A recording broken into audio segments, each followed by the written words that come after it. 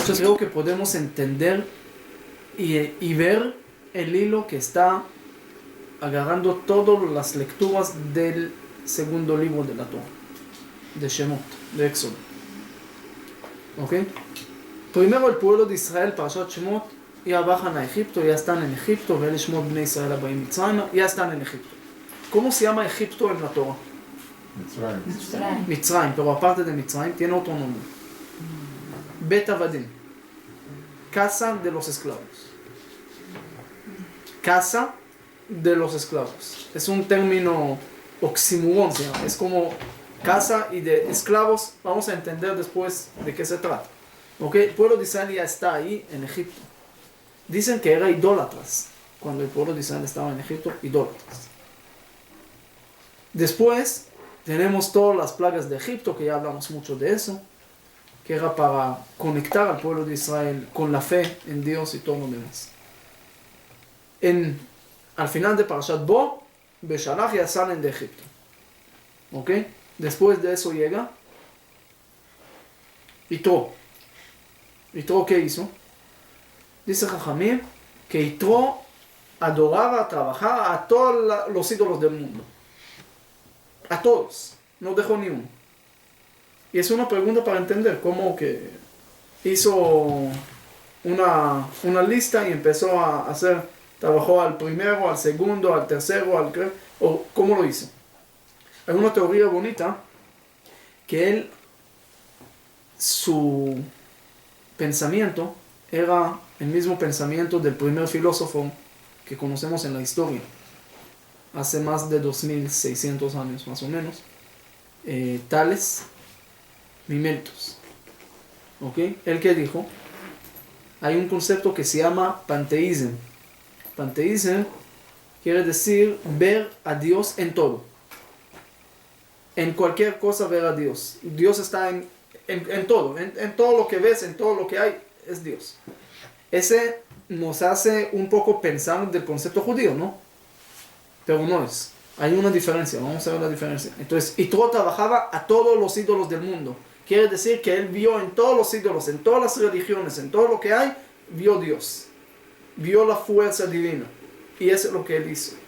¿Qué le hizo cambiar de su pensamiento? ¿Por qué se juntó al pueblo judío? Porque ese panteísmo, lo que él creía, es Dios está en todo, pero es parte de la naturaleza del mundo. Dios. Es decir, no hay algo que está encima de eso. No hay una fuerza más de eso. Ese es Dios dentro de la naturaleza. Hay naturaleza, dentro hay Dios. Dios está en todo, pero no más. No hay otra cosa aparte. Es decir, Dios está también, en otras palabras, según eso, obligado a la naturaleza. Eso es lo que pensaba Yitro. De repente, escucha milagros de lo que pasa con los judíos en Egipto. Entonces dijo, ¿cómo puede ser milagros? En su pensamiento no hay milagros. No hay alguien que puede romper la naturaleza. Entonces ve que lo que pensaba no era verdad. Porque hay algo que rompe su teoría. Entonces hace cambio en su pensamiento, en su mente, y se junta al pueblo judío. Es importante entender lo que entendió Yitro para entender después todo lo que pasó después. Vamos a ver hasta qué punto llega esa historia. Y por eso está escrito Vayihad Yitro. Después agarró todos esos dioses que creía y todo, lo hizo uno, es Shema Israel, Hashem Elokeinu, Hashem Echad. Hashem Elokeinu, ¿qué quiere decir? Yud Kevav, que es Dios, misericordia. Elokeinu, que es fuerzas, todas las fuerzas. Hashem Echad es el mismo y es uno. No hay muchos. Es uno que está encima de todo, en la naturaleza y sobrenatural. Yud Kevav, que es sobrenatural, y Elohim es naturaleza. Entonces tenemos los dos. Aquí no hay nada más Dios que está obligado a la naturaleza. Al contrario, Dios está también encima de eso. ¿Ok? Después viene la parasha de Mishpatim. Mishpatim es leyes. Leyes más humanos, valores humanos, más de todo. También tener el contacto uno con el otro, sin engañar, sin trampas, y todas las leyes que conocemos que no se puede hacer. ¿Ok? Todo eso habla en Mishpatim. Y ahí viene la parasha de Trumá, que es el orden de construir el tabernáculo y todo lo que tenían que donar para construir el tabernáculo. Y después viene Tetzaveh, que es también parte del tabernáculo, empieza con el aceite. Después Kitizá, del becerro de oro, y después tenemos Vayakel y Pekudé. Ahora vamos a desarrollar eso. Todo el mundo, como dijimos ahí, saben que en Parashat Tetzaveh no aparece el nombre de Moshe. Es la única Parashat desde que Moshe llegó hasta el final que no aparece el nombre de Moshe. ¿Cuál es el motivo? Él lo pidió. Él lo pidió, es el motivo que todo el mundo sabe. Y dice, cuando el becerro de oro, él dijo, Mejeni nami sifreja. Bórrame de tu libro si quieres eliminar a este pueblo, mejor bórrame de tu libro. Mi sifreja, interesante, que es Sefer Kaf, el libro 20. El libro 20 del primer libro de la Torah, los parashot, es exactamente la parasha de Tetzaveh. Y ahí está borrado el nombre de Moshe. ¿Ok? Ese también una explicación. Hay otra explicación que va con eso de pronto, que siempre, casi siempre toca esa parasha con el día que Moshe falleció, que es Zayin Be'adar. ¿Ok? Este año también. Es decir, la semana que falleció Moshe es la semana donde no está su nombre en la Torah. Pero hay otra razón. En esa parasha de Tetzaveh no aparece el nombre de Moshe. ¿En qué parasha no aparece el nombre de Aarón? Anterior. En la anterior, Trumá. No aparece el nombre de Aarón. ¿Por qué? Por el... No, él no pidió. No, él no pidió. Oh, vamos a ver ahorita qué pasó. Trumá y Tetzaveh vienen 2 parashot antes del pecado del becerro de oro. Pero parece que hablan sobre después del pecado. ¿Entendieron? Vamos a entender qué era el pecado de becerro de oro para entender cuál es la reparación y qué está pasando en las 2 parashot Trumá y Tetzaveh. El pueblo de Israel salen de Egipto con Moshe Rabenu. Moshe sube al monte, no baja, llegan con Aarón y dicen, queremos hacer... Ahí está el pecado de Aarón y por eso no está. Aarón, ¿qué le dice? Traen todo. ¿Por qué? Mañana vamos a hacer una fiesta para Dios. Él agrega para Dios. ¿Qué Aarón pensó en ese momento? ¿Por qué Aarón dijo que sí? Ustedes saben que idolatría es uno de los pecados que uno tiene que morir y no cometer. Entonces Aarón, si estaba en riesgo de vida, tenía que morir y no cometer el error. ¿Qué pensó Aarón en ese momento? Hay una respuesta sencilla, muy sencilla de entender a través de una historia, o no historia, un cuento, que había un rey, es un cuento famoso, que su hijo un día se enloqueció y empezó a pensar que es un gallo. ¿Sí? Bajó de la mesa y empezó a hacer sonidos de gallo y empezó a sacar sus ropas y comer todo lo que se quedó de la comida en el piso. Y el rey se avergonzó tanto, trajo a todos los doctores del mundo, psicólogos, psiquiatras, lo que quieren, y nadie podía con eso. Él es el gallo y el gallo. Y no sabía qué hacer. Hasta que pasó ahí uno que era más sabio, que era psicólogo y eso. Y le dijo, ¿sabe qué? Dame un tiempo, yo lo curo. Y el rey dijo, ok, mira, no voy a perder nada, hágalo. Y ese tipo, ese sabio, quitó también sus ropas, entró bajo de la mesa y dijo que él también es gallo. Dijo el rey, antes tenía uno y ahora tengo 2 gallos, ¿qué hago con 2? Lo curó. Y no, empezó a hacer con él lo mismo, comió de lo que había ahí, estaba con el tiempo. De repente puso una camisa un día y bajo de la mesa, y el hijo del rey le dice, ¿y tú por qué pones camisas si eres gallo? Hijo, ¿no sabes que los gallos también ponen camisas hoy en día? Yo soy también gallo mucho más antes que tú. Entonces, ¿quién eres para hablar contra los gallos? Entonces dijo, ¿sabe qué? Ok, puso también camisa. Y así poco a poco se volvieron a comer en la mesa. Dijo, los gallos evolucionaron, son más sabios, Y puede ser que hasta hoy piensa que es gallo, pero ya es como una persona normal. Es decir, ¿qué logró este sabio? ¿Qué hizo ese sabio que no entendieron los demás? Todos llegaron de arriba al gallo, a este, y lo querían sacar. Pero ese pensaba que es gallo, entonces no miraba a las personas. Pero cuando llegó uno y se bajó a nivel de él, logró sacarlo juntos. Es una explicación lo que hizo Aarón. Aarón quería bajarse al pueblo, ir con ellos y de ahí sacarlos para otra vez que regresen con Moshe o ganar tiempo hasta que Moshe regrese. Pero hacerlo con el tiempo, con una forma buena. ¿Ok? Ese también puede ser que era su pensamiento. Pero quiero ir hoy un poco más profundo, más allá. Entender una cosa más.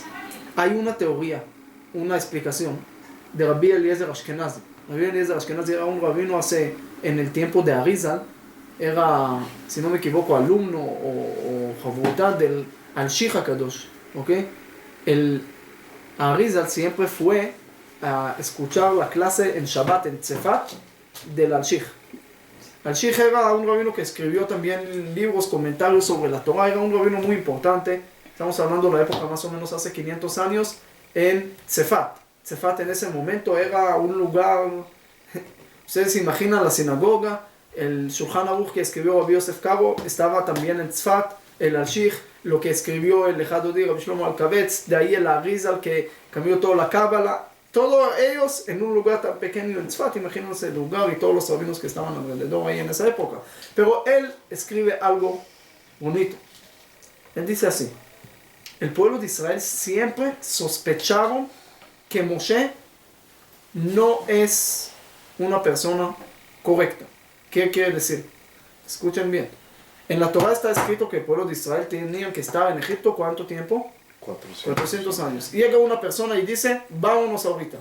¿Después de cuánto? 210. El pueblo de Israel dice, pero Dios no dijo eso. Dios dijo 400. Entonces Moshe hace milagros. ¿Y ellos qué dicen? Los egipcios también hicieron eso. Pero vieron cosas más. Entonces dijeron, de pronto Moshe, siempre tenían duda. Tenían fe en Moshe, pero de otro lado también tenían duda, de pronto no es lo que Dios mandó. ¿Qué pasó cuando Moshe sube al monte y no regresa? Duda. Dijeron, de pronto como pasaron a los Kohanim Gedolim que pagaron para hacer Kohen Gadol en la época del segundo templo, entraron al Kodesh HaKodeshim y no regresaron, entonces sabían que son falsos. Entonces dijeron, no regresó, está mal. Y como dudaron tanto, Aarón entendió que la duda de ellos es por lo que trajeron de Egipto. Por las dudas que trajeron de Egipto. Entonces dijo, ¿saben qué? Todo lo que tenían de Egipto, todo el oro, plata, tráenmelo. Y lo agarraron. Y todo lo que hicieron ahí salió del becerro de oro.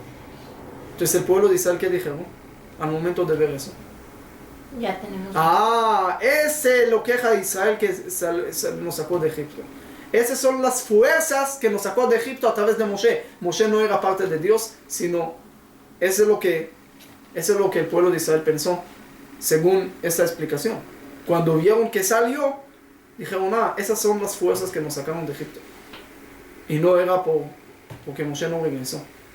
Ese era el error del pueblo de Israel en ese momento, de pensar y de hacer el becerro de oro. No que hicieron idolatría, se olvidaron de Dios y eso, sino más bien se olvidaron de Moshe y más bien no creyeron en Moshe. Y eso es lo que le faltó.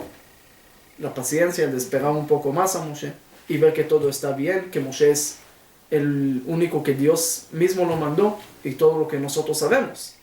Que nosotros creemos hoy 100% en Moshe y no hay ninguna duda, porque ya sabemos todo después. Pero ellos no tenían todo eso, lo que la Torah cuenta después. Ellos nunca vieron también la zarza, lo que pasó el encuentro de Moshe con Dios. Ellos no vieron lo que nosotros también sabemos. Entonces sí tenían duda. Eso es una explicación de Rabbi Eliezer Ashkenazi. ¿Ok? Hay otra cosa más interesante. Porque si ustedes escuchan bien, Aarón le dice al pueblo de Israel, Chag la Hashem Machar, vamos a hacer fiesta para Dios Es decir, Aarón no dice vamos a hacer fiesta de idolatría, sino dice para Dios. Y ellos no se pusieron en contra. ¿Ok? Vamos a recordar este punto. Hay otro punto que ese también tenemos que saber. Cuando Moshe está arriba y Dios le dice que el pueblo de Israel está haciendo pecado, ¿qué Moshe le dice a Dios? Lama yejere apeja beameja. Dios, ¿por qué te enojas? No te enojas. Ok. ¿Qué pasó después? Moshe baja y ¿qué está escrito? Él se enojó. Vaijarapó, se enojó. ¿Por qué se enojó si antes le dijo a Dios no te enojes? Porque él sí se enoja. ¿Y qué Aarón llega y le dice? Alijar, Adoní, no te enojes. ¿Qué está pasando aquí? Hay diferentes explicaciones en eso, interesantes. Pero hay una explicación sencilla que dicen que no es igual lo que escuchas cuando lo ves. Dios le dice, entonces no lo agarró tan fuerte, tan grave. Pero cuando ve al pueblo de Israel está haciendo, ya se enojó. No podía, es decir, uno puede escuchar muchas cosas y decir sí, pero al momento de ver, todo diferente. Pero hay otro punto. Puede ser que Moshe se enojó no nada más por lo que hicieron, sino está escrito que el pueblo empezó a bailar también. Y Moshe se enojó por eso. Ok, entiendo que querían, que tenían contactos, que eso, que el otro, que explicaciones, motivos, que no era idolatría, que sí era idolatría. Pero ¿por qué están haciendo fiesta de eso? Yo no regresé. Entonces, ¿es un motivo de festejar? ¿Es un motivo de bailar? ¿Por qué están bailando? ¿Por qué haciendo fiestas? Es decir, una persona a veces puede pecar, puede comer algo no kosher, por ejemplo, o cada uno en su nivel, puede equivocar. Hay una diferencia si va a equivocar y va a arrepentirse, y va a sentir mal, y va a tener en su conciencia, o va a hacer fiesta. Y va a decir, qué bueno que lo hice. Hay una diferencia también hoy en día en el mundo. Si el juez ve una persona que robó plata y dice, perdón, no tenía comida, no tenía eso, no tenía el otro, entonces le va a dar algún castigo, pero un poco menos. En cambio, uno que va a venir con guitarra y con una banda de música de rock y va a cantar ahí en el juicio porque robó plata. Es totalmente una diferencia entre las cosas. Entonces Moshe también se enoja por este punto. Pero para entender todo, para ahorita armar todo lo que esto salir con una cosa entre todos esos parashot. ¿Qué es idolatría? Creer en muchos dioses. ¿Creer en muchos dioses es idolatría? Creer en un Dios que no es nuestro Dios es idolatría. Pero cada cosa también tiene nuestro Dios está en todos los lados, en todos los lugares. Entonces cada cosa que tú crees que es Dios en verdad es Dios, porque Dios está en todos lados. O sea, me estás diciendo una roca. Dios está ahí también. Exactamente, Entonces, pero creemos en un Dios. Claro, Ya. claro. Pero si tú crees que la roca es Dios o este es Dios, es parte de Dios. No, yo no creo que la roca es Dios. Yo creo que la roca fue hecha por Dios. Pero también es parte porque Dios está en todos los lugares. Y es parte de todos nosotros. Sí, pero también. no le rindes También. pleitesía. Saben que había un admón que dijo que parte de la fe que tenemos que tener es la fe en Dios, parte de la mitzvah de tener fe en Dios es tener fe en nuestra alma que podemos hacer cosas. Es parte porque tu alma es parte de Dios y también tienes que tener fe en tus fuerzas que puedes estudiar, que puedes hacer y no nada más que no puedes comer. Pero vamos a ver al principio cómo empezó la idolatría del mundo. ¿Ok? Adam Arishon no era idólatra porque él tenía el contacto, él vio, no había idólatra. Después llegó unas generaciones después que ya no vieron a Dios y empezaron a decir, todavía creyeron en Dios. Pero dijeron, mira, no vemos a Dios y queremos tener algo físico, queremos tener un contacto con Él. ¿Qué hacemos? Llovió. Cuando yo quiero hablar con el presidente, ¿ok? No en el tiempo cuando llegó a la sinagoga, en otro día quiero hablar con él, pero no logro hablar con él, ¿qué hago? No tengo su número. Pone Una foto. ¿Ah? No, espera, antes de poner una foto, trato de encontrar a alguien que está cerca a él para hablarle. ¿Ok? Y yo sé que con la persona que voy a hablar no es el presidente, pero él me puede ayudar a contactar con el presidente. Eso es lo que hicieron ellos. Ellos dijeron, mira, Dios no está, no lo vemos, en otras palabras. Vamos a contactar con alguien de él. El sol, luna, lo que vemos aquí, que es parte de él, que él lo hizo. Vamos a través de eso llegar a él también. Ese todavía no es idolatría. Es usar un medio para llegar a Dios. No digo que está bien, pero idolatría es un paso más. Llegaron después otras personas que ya pensaron que ese sol ya es Dios, ya se olvidaron. Que son instrumentos. Es decir, en otras palabras, como yo voy a pensar que esa persona que me ayuda es el presidente.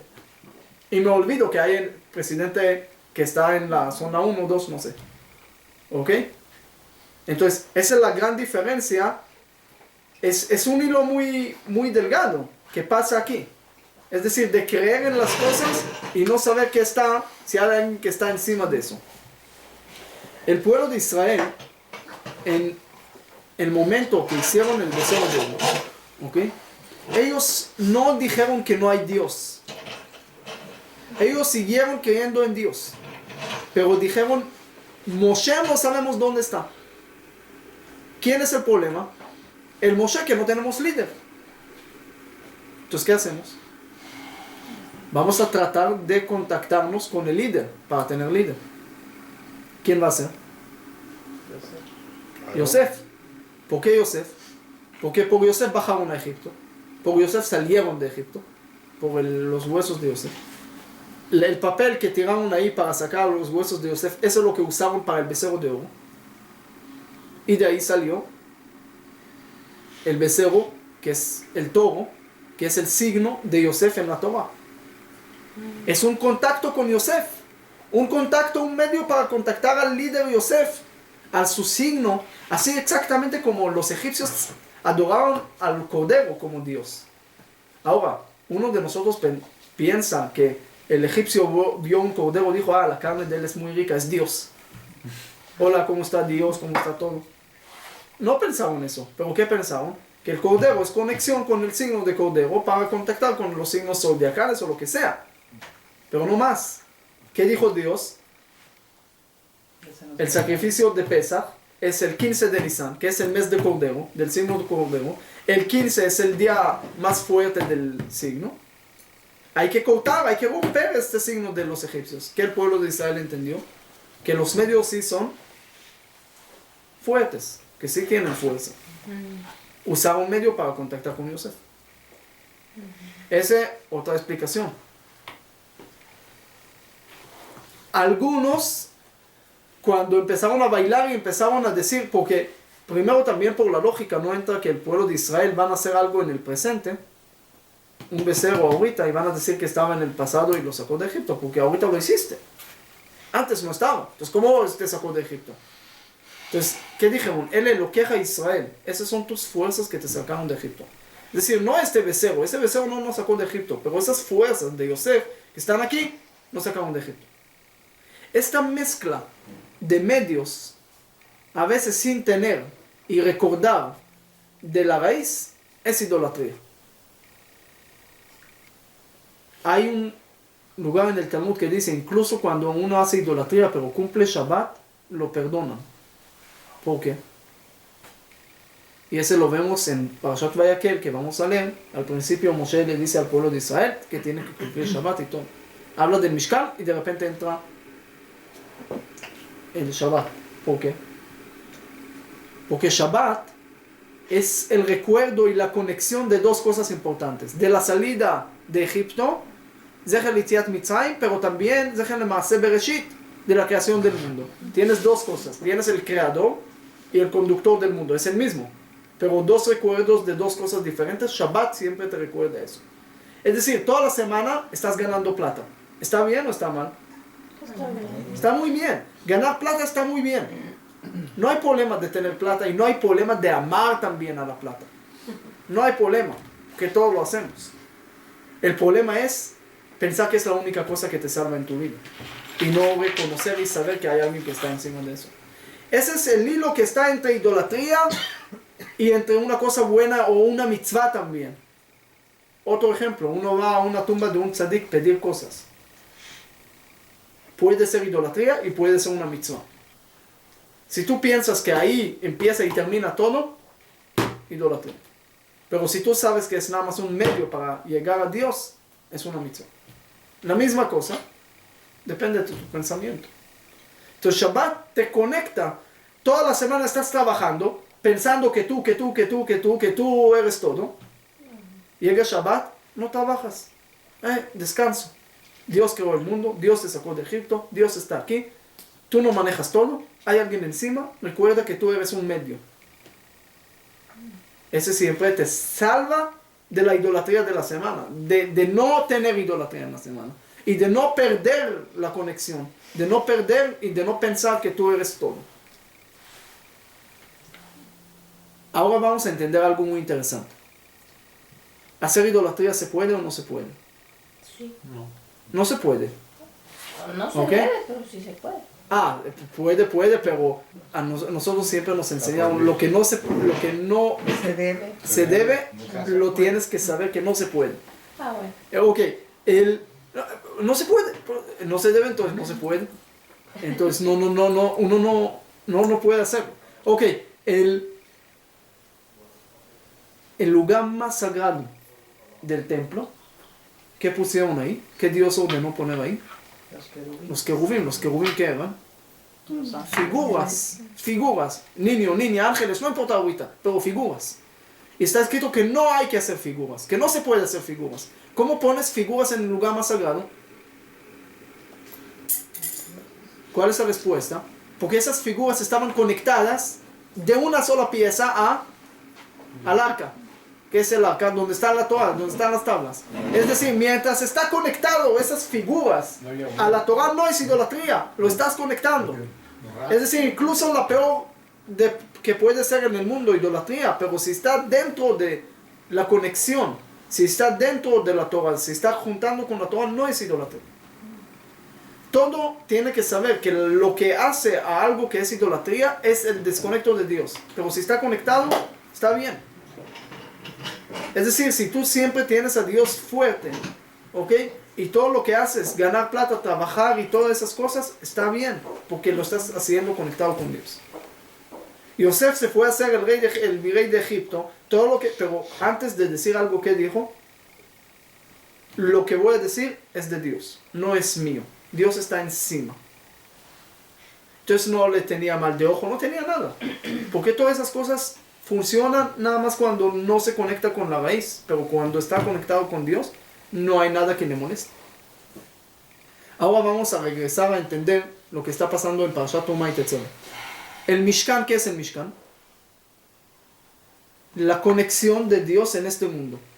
Lo que el pueblo de Israel participaron, ¿ok? Tenían que traer Machatzit a Shekel. ¿Qué es Machatzit a Shekel?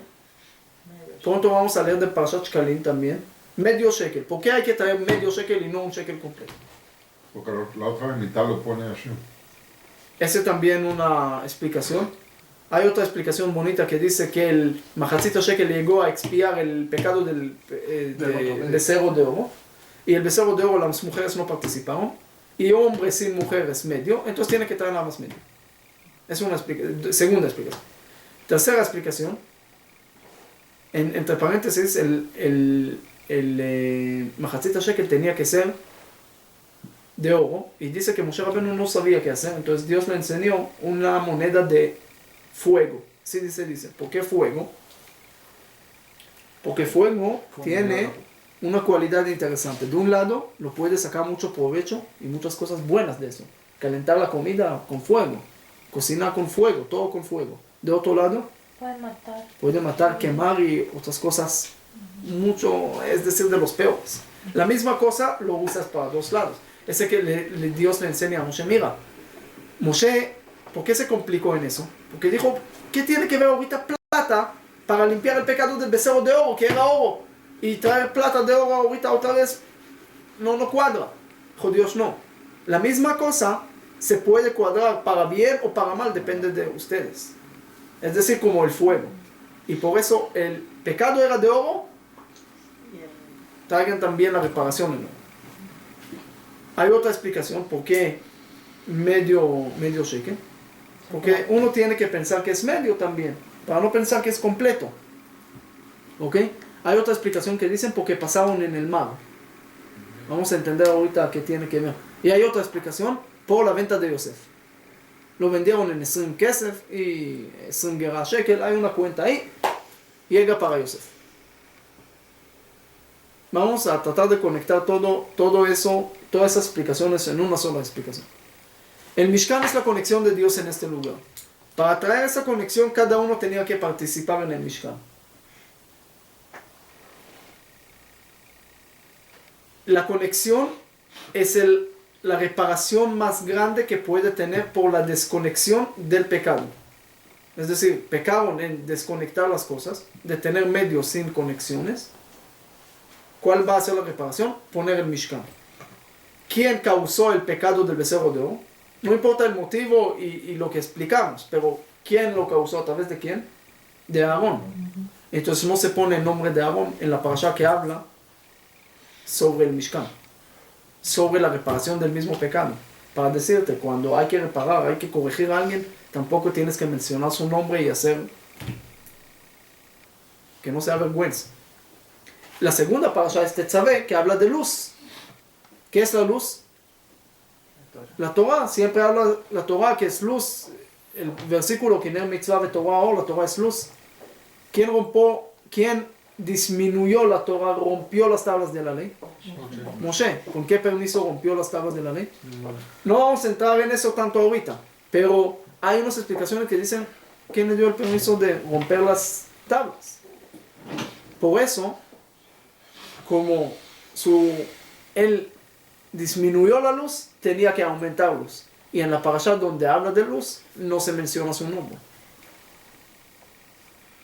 Ahora, después salen otras cosas de lo que él hizo, pero esa es una explicación que hay que pensar. Entonces, ya tenemos Trumá Tetzaveh conectada con la parasha de Ki Tisa. ¿Ok? El Mishkan, todo lo que hicieron para limpiar el pecado, lo que hicieron con el becerro. Vayakel después, que es la parasha que vamos a leer cerca de Purim, habla Moshe, reúne a todo el pueblo de Israel. Vamos ahorita a entrar un poco a Purim. ¿Cuál era el problema o cómo empezó el problema de Amán con Purim, en Purim? ¿Qué le dijo a Hashverosh? Ine am echad mefuzar umeforad ben amim. Hay un pueblo que está disperso. ¿Ok? Está en todo, quiere decir que no está unido, que no tienen unión. Entonces vamos a poder contra ellos. Entonces, a Hashverosh le dice, ok, no hay problema. Y Esther, cuando quiere anular ese decreto, ¿qué le dice a Mordejai? Lech knos et kol hayudim. Ve a juntar a todos los judíos. Es decir, el pecado, el error era la separación. Y estamos hablando en 3406 de la creación del mundo, en la época el final de los 70 años de la diáspora, el exilio, el pueblo de Israel está en Babilonia y cada uno está en su lado y todavía no se construye el templo. ¿Cuál es la solución? Hay que reunir a todos. El mes de Adar es el único mes que, como este año, tenemos dos. El signo de este mes, ¿cuál es? Peces.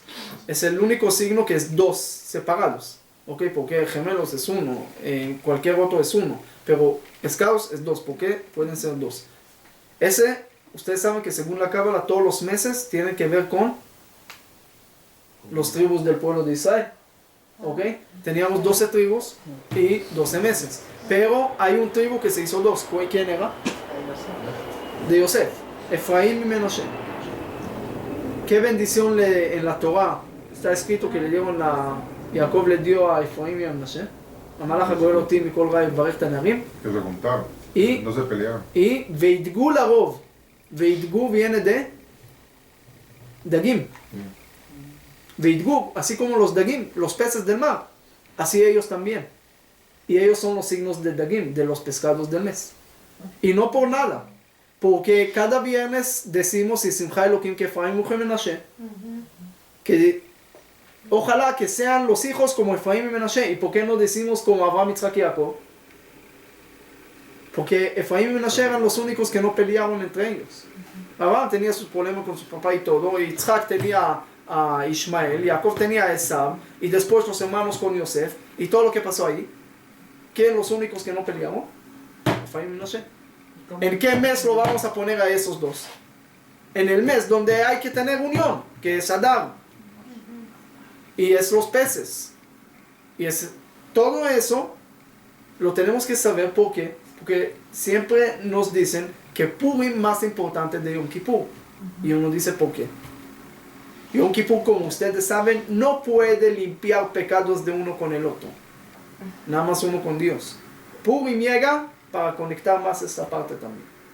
Para unirse. Ese es el punto de Purim. Mishloach manot, matanot la'evyonim. Todos los mitzvot que tenemos que hacer es para juntarnos y no para separarnos.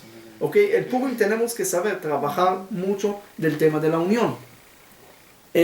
Todo el tema que empezamos con Yosef, ¿ok? Es el tema de la separación entre Yosef y sus hermanos, ¿ok? Y hasta hoy estamos sufriendo de lo mismo. Entonces siempre la reparación tenemos que saber cómo hacerlo.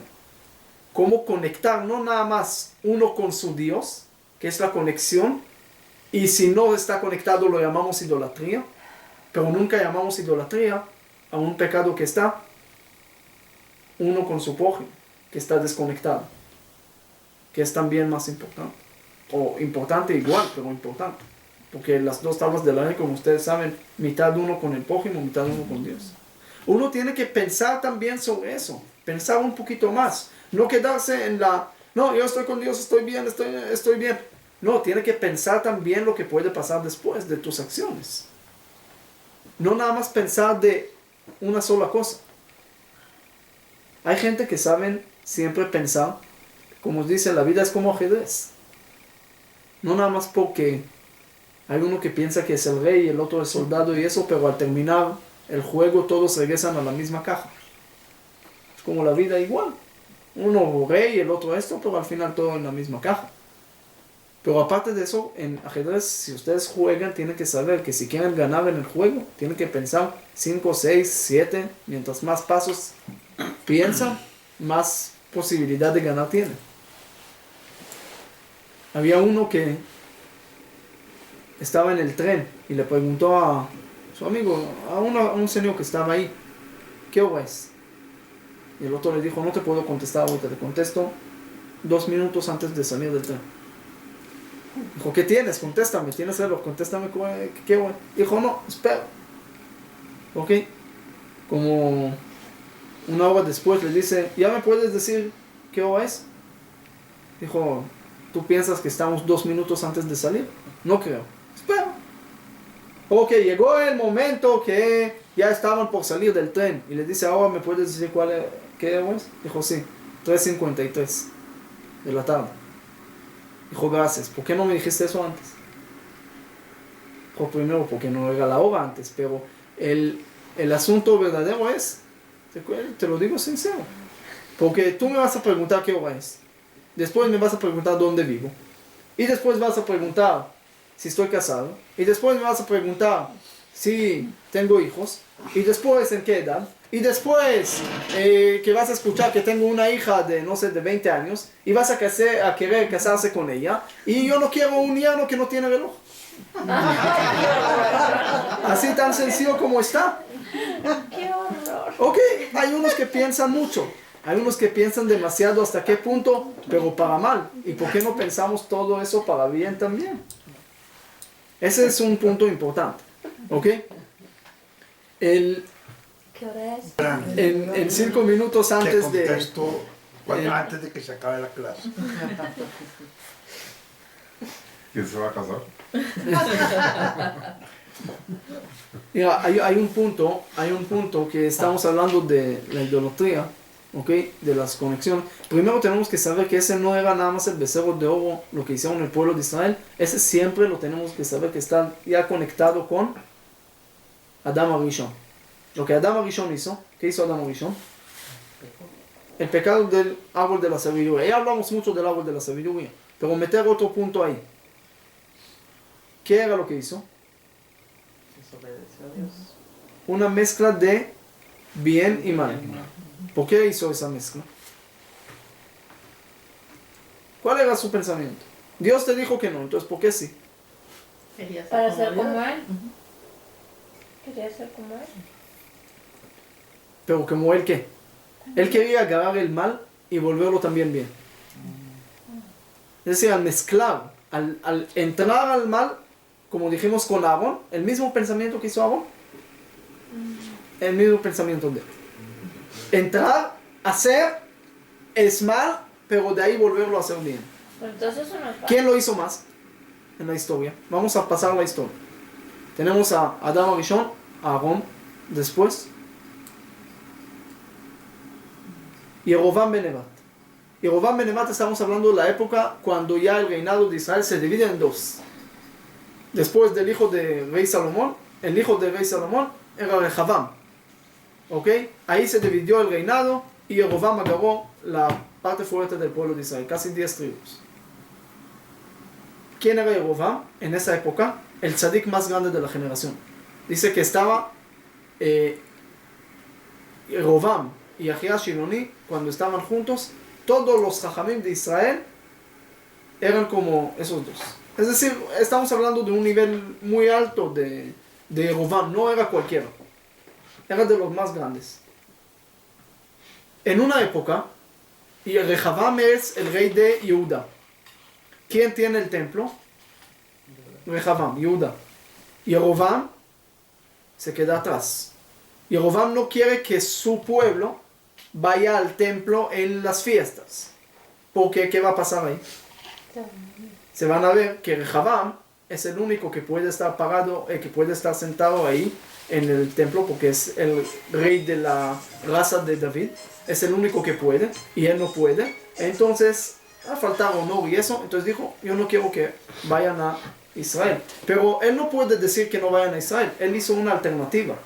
Él puso 2 becerros. Uno en el sur, otro en el norte, y dijo, ya están, ya no necesitan subir a Israel. ¿Qué pensó él? Que le iba a juntar todo. Josefius Flavius dice que él piensa que es como Aarón. Al poner 2 becerros, estamos hablando otra vez del signo de toro. ¿Qué quiere decir eso? El toro cuando come, o cualquier animal, ¿cómo se hace? Se baja, agacha la cabeza para comer. ¿Nosotros qué hacemos? Agarramos la comida para comer. Es decir, hay uno que está el esclavo de la comida, o otro que la comida es para él lo sube. Hay, como dijimos al principio, la naturaleza y hay sobrenatural. El pueblo de Israel también en la época de Aarón, en otra explicación, para no confundirlo con tantas explicaciones del becerro, pero con otra explicación, el pueblo de Israel, dicen, Moshe ya no regresó. ¿Qué quiere decir? Se acabó la época de los milagros. Porque Moshe era lo que traía los milagros. Ya se fue, se acabó. ¿Qué hacemos?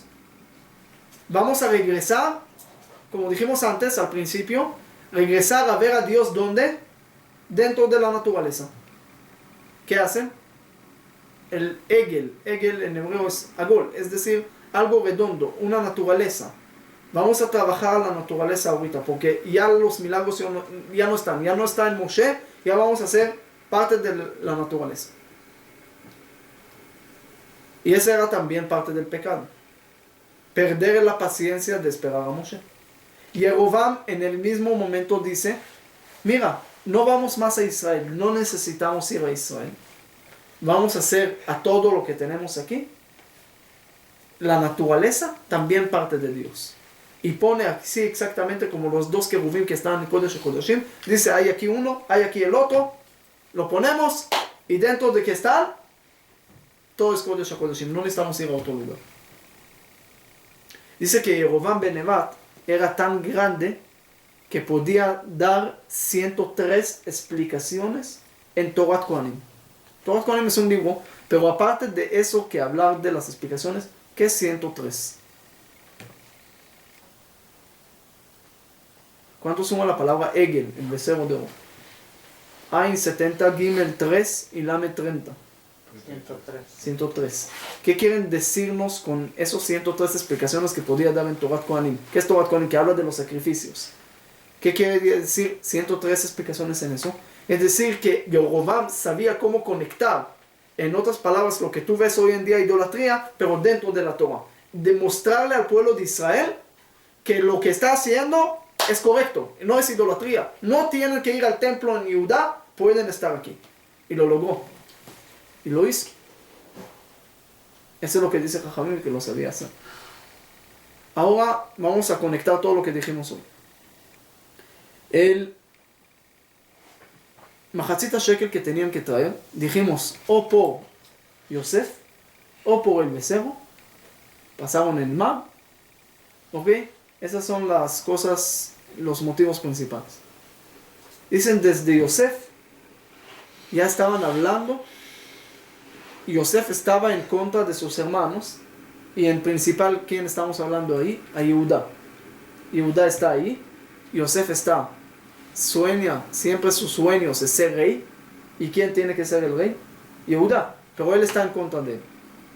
Entonces los hermanos se enojan, ¿ok? Lo venden. Empieza separación de hermanos por problemas de Yosef y Yehuda. ¿Y Jeroboam quién era? De Efraín, ¿ok? ¿Y quién es Efraín? Hijo de Yosef. Yosef. ¿El Rehabam quién era? De Salomón. ¿Salomón quién era? De David. ¿David quién era? De Judá. ¿Ok? Entonces, ¿qué tenemos aquí? Jeroboam y Rehabam. El mismo problema de Yosef con sus hermanos. Repiten la historia otra vez con los descendientes. Con Jeroboam y Rehabam. La misma separación por la religión, por entender las cosas, por separaciones. Otra vez aquí hay separación. El Mahatzit Shekel que tenemos que recordar siempre, cómo unirse. Dice al final de los días, el Mashiach va a ser de dos. Hay Mashiach ben Yosef y hay Mashiach ben David. Mashiach ben David es Yehuda, Mashiach ben Yosef es de Yosef. Pero en esa vez no van a pelear, sino los dos se enfocan en una misión. Ese es el punto. De todas las explicaciones que dijimos hoy, quiero que salga nada más una cosa, que es importante. Todo lo que estamos haciendo, ganar plata, o ir a un tzadik, o lo que estamos haciendo, tenemos que saber que con un pensamiento podemos cambiar la misma acción, convertirla en una mitzvah muy grande o en un pecado de idolatría. La misma cosa, la pregunta es cómo lo ves y qué haces con eso. ¿Cómo lo llamas? Había un señor de la Unión Soviética todavía, que salió de ahí con una figura, una estatua de oro, así grande. Al salir, ahí la aduana y eso le preguntó, ¿qué es esto? Entonces dijo este señor, ustedes no pueden preguntar qué es esto. Ustedes tienen que preguntar quién es. Ok, ¿quién es? Esa es la persona que por él Rusia está como está, gracias a Dios. Él mejoró todo, él hizo todo. Lenin. Por eso soy tanto amo a mamá Rusia y todo lo demás. Entonces, como habló tan bien de Lenin, no pueden ahorita hacerle problemas, entonces lo mandaron, pero está bien. Llegó a Israel y le preguntaron, ¿qué es esto? Y él dijo, ustedes no pueden preguntar qué es esto. Ustedes tienen que preguntar, ¿quién es?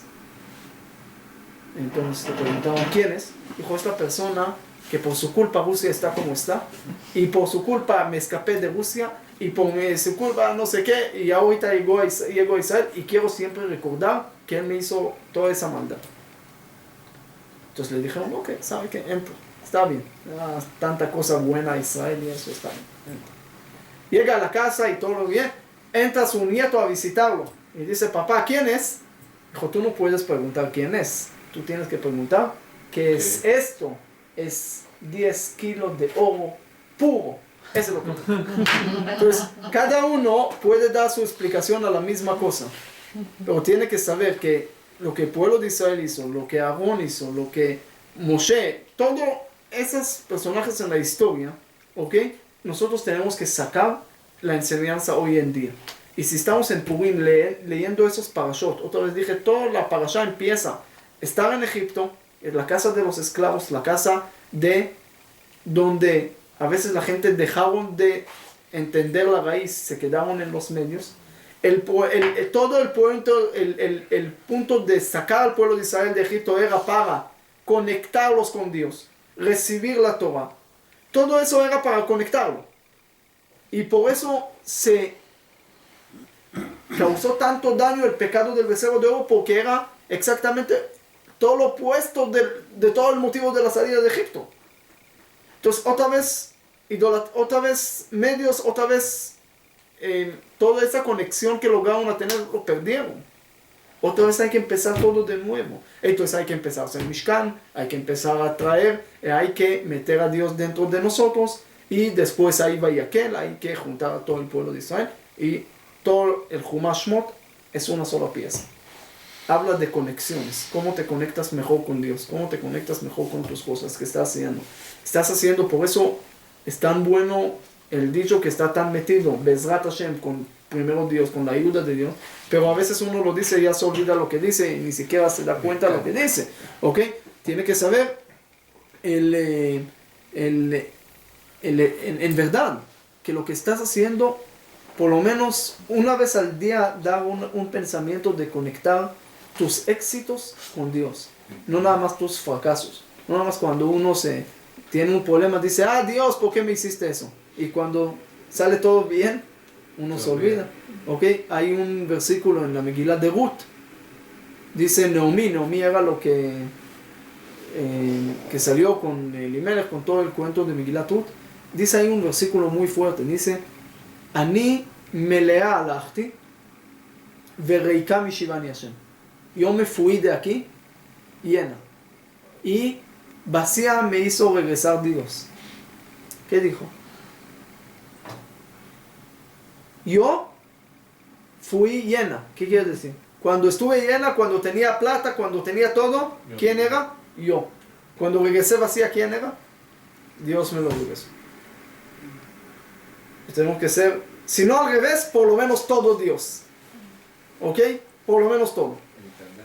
No como una vez había un artículo en el periódico que entrevistaron una señora de 105 años, 107 años, y le preguntaron, ¿cómo es tu éxito que viviste tanto tiempo? ¿Qué contestó? Parece que Dios olvidó de mí. ¡Ay! ¿Sabe qué dijo en esa frase? Que Dios nada más se encarga de quitar vidas y no dar vida. Eso es lo que ella dijo.